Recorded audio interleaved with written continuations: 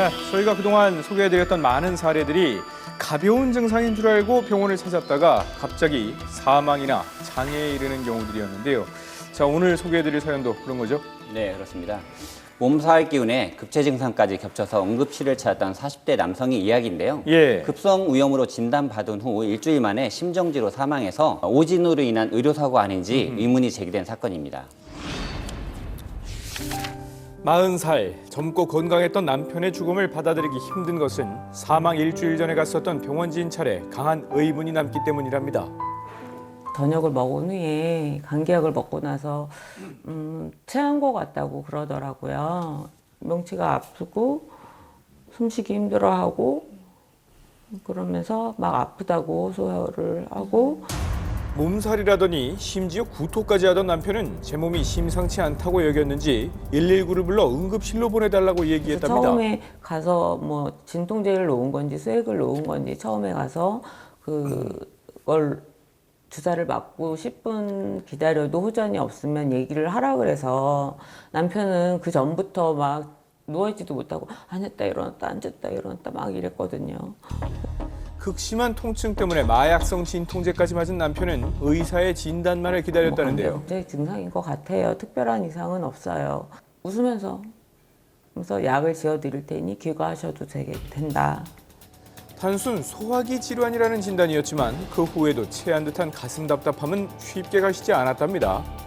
해서 동네 의원에서 몇 차례 약을 처방받아온 지 일주일, 남편은 벼랑간 구토에 가까운 기침을 보였습니다. 기침이 자꾸 난대요. 그러니까 기침을 토하듯이 했어요. 장난치는 줄 알고 장난치지 마.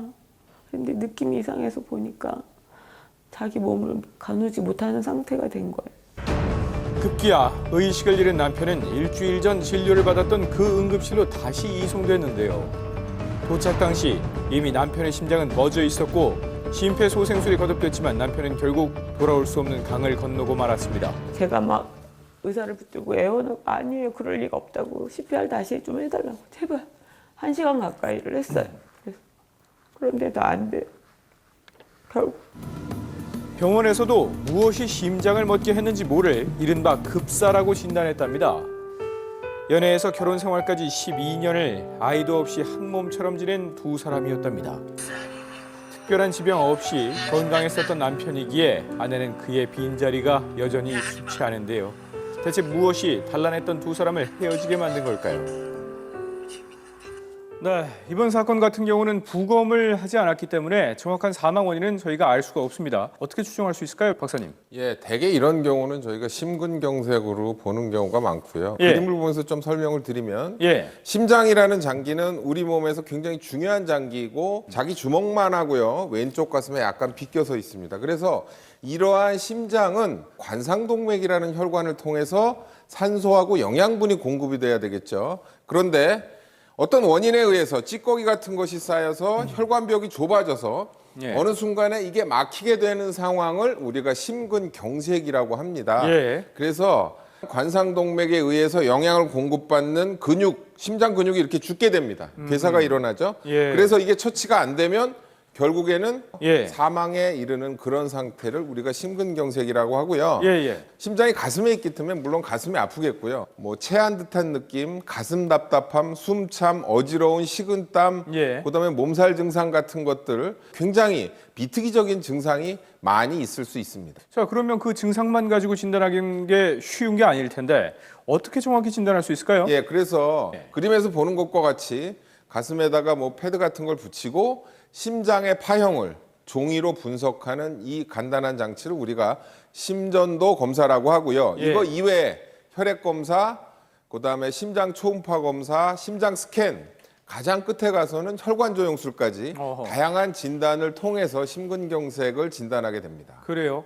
일찍 이렇게 정밀 검사가 이루어져서 심근경색을 발견한다면 치료는 가능한 건가요? 치료는 확실히 가능합니다. 스텐트 시술을 말씀드리겠습니다. 예. 혈관의 벽에 찌꺼기가 쌓여서 이렇게 좁아지게 됩니다. 그런데 이런 상황에서 풍선을 스텐트에다 씌워가지고 여기를 통과시키게 됩니다. 그래서 좁은 부분을 통과시키고 난 후에 예. 풍선을 부풀리게 되면 좁아진 혈관이 넓어지겠죠, 이렇게. 예. 마지막으로 풍선을 빼버리면 스텐트만 남는 거죠. 예. 그래서 정상적인 혈류가 유지될 수 있도록 내경을 유지해주는 스텐트 시술을 많이 하고요. 관상동맥 우회술이라는 수술도 하기도 합니다. 어떤 분들이 심근경색을 좀 조심해야 될까요? 담배를 많이 피시는 분들, 예. 그리고 대사증후군, 고혈압, 당뇨, 고지혈증 이런 예. 분들, 몸무게 많이 나가시는 분들 중요하고 심근경색에서 가장 중요한 것은 예. 본인의 생활 패턴을 바꾸고 식습관을 바꿔서 예. 건강한 상태를 유지하는 것이 제일 중요하다고 하겠습니다. 네, 설명 들으신 것처럼 아내도 남편의 사망 원인이 혹시 심근경색이 아니었을까 의문이 들었다는데요. 아내는 사망 일주일 전 남편을 진료한 병원을 상대로 민형사 소송을 제기했답니다. 오진. 예. 그래서 환자를 제대로 돌보지 않았으며 진단을 잘못 내린 점에 대해서 사망에 이르게 한 점. 단순 소화기 질환으로 본 남편의 증세가 사실은 심근경색의 전조 증상이었고 병원이 이를 의심해서 심장질환 검사를 해봤다면 남편이 살 수 있었을 거라는 게 아내의 주장입니다. 병원의 책임을 밝히기 위해서 의료 분쟁에 도움을 준다는 곳은 모두 찾아다니며 소송을 진행했지만 쉽지 않았다고 하네요. 증거가 너무 없었고요. 일단은 증거 자체가 너무 없었어요. 2013년도에 저 혼자 돌아다니면서 이렇게 해도 다들 왜 이렇게 늦게 왔느냐. 혹시 부검은 진행을 하셨나요? 못했죠. 할 생각을 못했고요. 저보고 저희 둘째 언니가 부검 할 거야 안 할 거야 물어봤대요. 전 당연히 안 한다고 했대요. 근데 생각이 안 나요 저는. 그게 지금.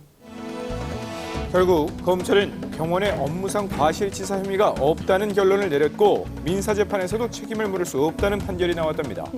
누워있지도 못할 정도로 아파하고 마약 진통제까지 놔야 될 정도라고 했으면 적어도 다른 쪽으로 한번 의심해봐라 라는 소리는 해줄 수 있지 않았나.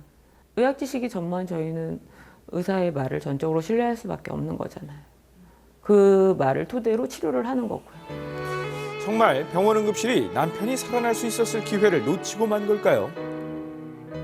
간단히 의무 기록을 좀 보시겠습니다. 예. 첫 번째 응급실에 내원했을 당시에 감기약을 먹고 식사 이후에 상기 증상, 상기 증상이라고 하는 것은 에피가스트릭 페인, 즉 예. 배가 아파서 왔다라고 돼 있고요. 나우지아, 보미팅, 울렁거리고 토하고, 압도미널 페인, 배 아프고. 예. 그래서 결국 소진했던 의사분들은 AGE, Acute Gastroenteritis라고 급성 위장관염이라고 진단을 한 것입니다. 이 연령대의 환자분이 특히 감기약을 먹고 예. 속이 안 좋고 토하고 그러신 상황에서 온다고 하면 사실은 심근경색을 직접 의심하기는 좀 어려운 상황이 아니었나 싶습니다. 결국은 이번 사건이 소송까지 갔고 법원에서는 병원 측의 책임을 인정하지 않았습니다. 이유가 뭘까요, 변호사님? 네, 우선은 검찰에서는 네. 업무상 과실치사죄에 대해서 증거불충분으로 무혐의 처분했고요. 예. 민사법원에서도 가족들의 청구를 기각했습니다. 네. 그 결정적인 이유는 증거가 불충분, 증거가 없다라는 것인데요.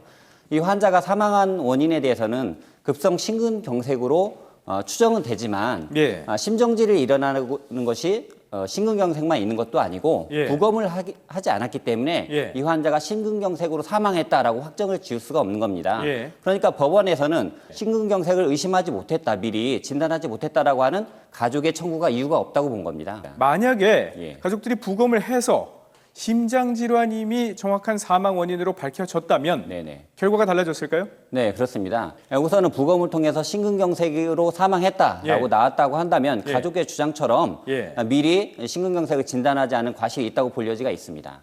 네, 결국 이렇게 증거가 불충분한 상태에서 섣불리 소송을 고민할 일이 아니라는 생각이 드네요.